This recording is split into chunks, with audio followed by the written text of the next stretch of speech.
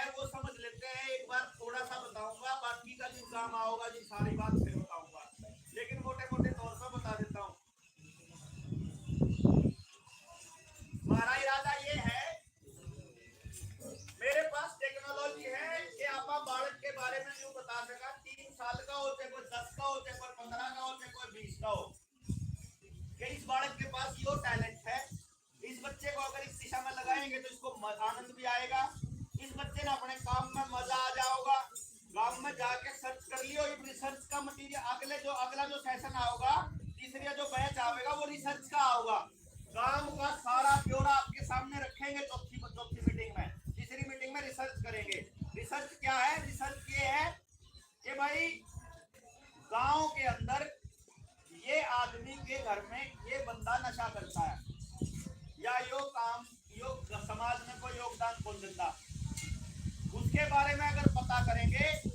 नशा करने के 2 बड़े कारण हैं। पहला, वो जो काम करता है उस काम से वो खुश नहीं है। दूसरा, उसके परिवार में खुशी नहीं है, शांति नहीं है। क्योंकि नशा करने के बाद जो दूसरे लोक में पहुंच है ना, वो भूल जाए दुनियादारी ने।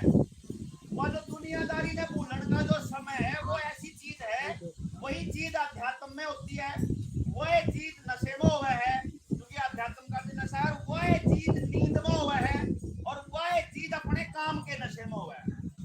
यानी काम के नशे में भी उतना ही मजा आवे जितना किसी दूसरी ड्रग्स के नशे में आवे। और काम का नशा केवल उस आदमी को होगा जो आदमी वही काम करेगा जिसके लिए कुदरत ने बना रखा है। अगर बच्चे का वो चीज पता लगा लें कि ये परमात्मा ने किस जगह के लिए बनाया है, वो बच्चा अपने काम में डूब कर नशा नहीं करेगा बड़ा हो गए, ये तय है ना। वो गलत रास्ते पर जावे। वरना पूरा दिन मान लो लोगों से बात करके मजा आ रहा है, तो मैं क्यों करूंगा नशा? और मैंने क्या जल्दी होगी, मैंने आपसे क्या लेना? मैंने तो मजा आ गया ना आपसे बात करके, मेरा तो इससे का पूरा हो गया नशा।